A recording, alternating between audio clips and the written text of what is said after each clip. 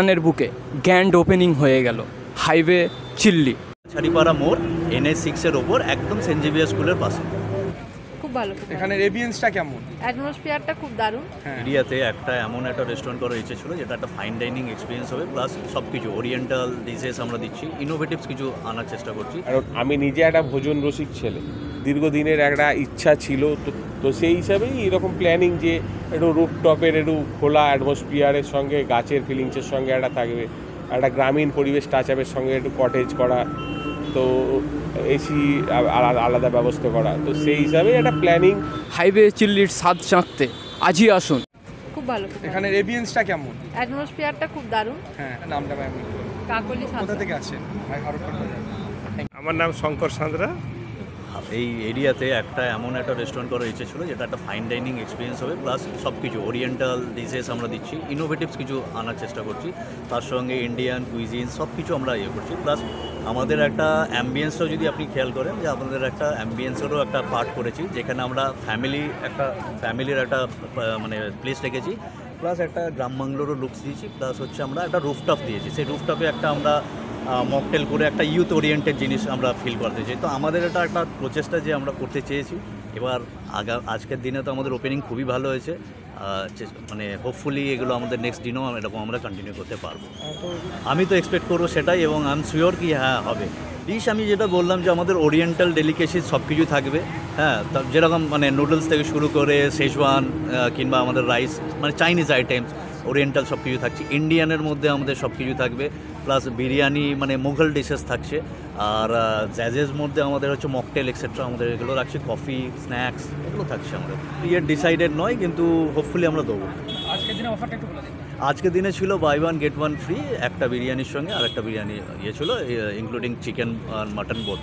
ছাড়িপাড়া মোড় NH6-এর ওপর একদম সেন্ট জেভিয়ার স্কুলের পাশে তো করার প্ল্যানিং, কারণ আমি নিজে একটা ভোজন রসিক ছেলে, তো সেই হিসাবে আমার মানে এই খাবার প্রতি একটু অ্যাম্বিয়েন্স, একটু ভালো হোটেলে খাবো, ভালো জায়গায় ভালো ফিলিংস হবে, সেইটা আমার নিজেরই মনে হতো যে আমার নিজেরই কমি আছে। তারপরে তো বাগনানের লোকেরও একটা কমি আছে, যার জন্য আজকে বাগনানের লোককে কোলাঘাটে যেতে হয় চা খেতে অ্যাম্বিয়েন্সের জন্য। তো সেই সব কথা মাথায় রেখে দীর্ঘদিনের একটা ইচ্ছা ছিল, তো সেইটাকে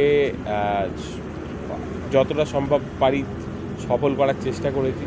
তো সেই হিসাবেই এরকম প্ল্যানিং যে একটু রুফটপের একটু খোলা অ্যাটমসফিয়ারের সঙ্গে গাছের ফিলিংসের সঙ্গে একটা থাকবে, একটা গ্রামীণ পরিবেশ টাচআপের সঙ্গে একটু কটেজ করা, তো এসি আলাদা ব্যবস্থা করা, তো সেই হিসাবে একটা প্ল্যানিং, মানে বাগনানবাসীর কথা ভেবে, কাস্টমারদের কথা ভেবে সেই হিসাবে এইটা উদ্যোগ নেওয়াটা। আমাদের এখানে Indian, Chinese, tandoor, Mughals total item সব আইটেম পাবেন।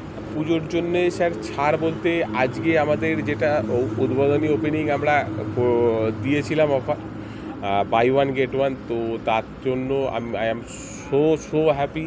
কাস্টমারদের এত আমার এক্সপেকটেশনের থেকে 3 গুণ বেশি কাস্টমারদের ফিডব্যাকের আসার জন্য, তো তার জন্য থ্যাংক ইউ অল কাস্টমারকে জানাই আমি।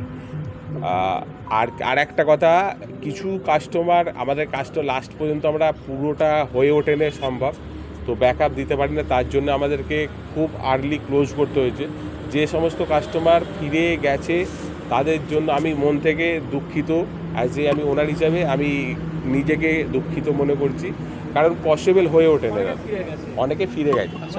আমাদের তো ফুল ব্যাকআপ আমাদের রেডি। আজকেরটা এক্সপেকটেশনের সঙ্গে 3 গুণ বেশি হয়ে গেছে, অনেকটা না 3 গুণ বেশি হয়ে গেছে বলে সামাল দেওয়া যায় না। অ্যাকচুয়ালি টাইমিং এমনি 10টা 10 AM to 10 PM আমাদের টাইমিং করা আছে।